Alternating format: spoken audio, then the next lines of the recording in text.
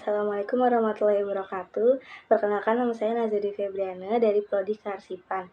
Kali ini saya akan menjawab tugas tutorial 1 mata kuliah Logika ISIP 4211 yang dibimbing oleh Ibu Miranti Rashid, MPSI Psikolog. Pertanyaan pertama. Term pada hakikatnya terbagi menjadi banyak jenis. Sebut dan jelaskan 3 dari macam term tersebut, sertakan juga contohnya. Yang pertama, term berdasarkan konotasi. Berdasarkan konotasi, term atau isi yang dikandung dapat dibedakan antara term konkret dan term abstrak. Keduanya ada yang berada dalam lingkungan sifat. Term konkret dan term abstrak ini banyak dijumpai dalam perbincangan sehari-hari maupun dalam bidang ilmu. Secara garis besar, konotasi term dapat dibedakan antara lingkungan hakikat dan lingkungan sifat, atau term yang masuk hakikat dan term yang masuk sifat, yang masing-masing juga terdiri atas term konkret dan term abstrak, sehingga uraian tentang term-term ini dapat dibuat menjadi 4 hal, yaitu hakikat abstrak, hakikat konkret, sifat abstrak, dan sifat konkret. Contoh term konotasi. Kambing hitam. Bukan berarti kambingnya benar-benar hitam, melainkan orang yang dijadikan patokan kesalahan. Kedua, term berdasarkan denotasi. Berdasarkan denotasi, term dibedakan menjadi term umum dan term khusus. Term umum mencakup keseluruhan hal-hal yang ditunjuk tiada terkecualinya. Term umum ini dibedakan menjadi 2 macam, yaitu universal dan kolektif. Universal, sifat umum yang berlaku di dalamnya tidak terbatas oleh ruang dan waktu. Kolektif, sifat umum yang berlaku di dalamnya menunjuk suatu kelompok tertentu sebagai kesatuan. Term khusus yaitu hanya menunjuk sebagian dari keseluruhan sekurang-kurangnya satu bagian atau satu hal. Term khusus ini dibedakan menjadi 2, yaitu partikular dan singular. Contoh term berdasarkan denotasi. Kucing, hewan yang berbulu dan dipelihara, bukan sebagai kiasan yang memiliki arti licik.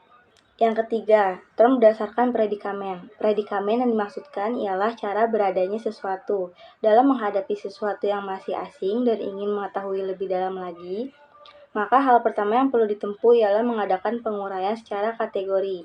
Penguraian secara kategori adalah pemerincian menurut cara beradanya sesuatu, yang pembagiannya 10 kategori. Hal ini merupakan proses penalaran yang pertama ke arah pembentukan konsep atau pengertian yang lengkap. Contoh term predikmen. Ahmad manusia dan Ahmad terpelajar.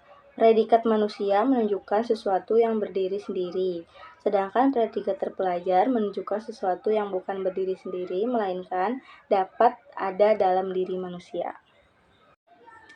Pertanyaan kedua, jelaskan dan berikan contoh bentuk sesat pikir, logical fallacy. Bagaimana agar terhindar dari logical fallacy? Logical fallacy adalah kesesatan logika berpikir yang timbul karena terjadi ketidaksesuaian antara apa yang dipikirkan dan bahasa yang digunakan untuk merumuskan pokok pikiran. Penalaran yang sesat ini dapat terjadi apabila susunan premis yang ada tidak menghasilkan suatu kesimpulan yang benar. Dalam artian kesesatan atau falasi muncul ketika suatu argumen terbentuk dari premis-premis yang tidak berkaitan dengan argumen yang ada. Kata Lavoisier 2010. Dalam kajian psikolog kognitif, kesesatan berpikir masuk dalam ranah penalaran, reasoning, dan pengambilan keputusan, di mana kemudian hal tersebut mempengaruhi respon serta perilaku yang akan dimunculkan oleh seseorang, baik disadari atau tidak. Sifat dasar manusia adalah dalam mengambil keputusan cenderung memilih alternatif pilihan dengan cara mengeliminasi pilihan lainnya yang kurang menarik secara bertahap. Apabila dikaitkan dengan fenomena yang ada, kecenderungan manusia untuk bernalar, mengambil keputusan, dan memilih alternatif pilihan tidak terlepas dari kecenderungan sifat manusia untuk memilih siapa yang lebih disukainya daripada yang lain. Hal inilah yang kemudian mendukung timbulnya logical fallacy, termasuk dalam berargumen. Contoh, Naki beranggapan bahwa kuliah termasuk hal yang sia-sia karena pada akhirnya akan menjadi pengangguran. Agar terhindar dari logika fallacy, biasakan banyak bertanya, memiliki pengetahuan dan referensi, fokus mendengarkan, dan selalu mempertimbangkan berbagai kemungkinan yang bisa terjadi. Terima kasih, sekian dari saya. Wassalamualaikum warahmatullahi wabarakatuh.